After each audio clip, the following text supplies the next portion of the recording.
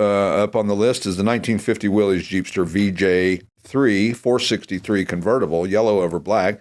92,000 actual miles. That's a lot of miles on one of those because, you know, you don't go in long distances on these things. They're usually beach cars or whatever. So this one's been driven and used and well maintained, and it's such a classic looking car. They are. They're really cool looking, and they do really well here. Well, they don't last very long. They absolutely don't. And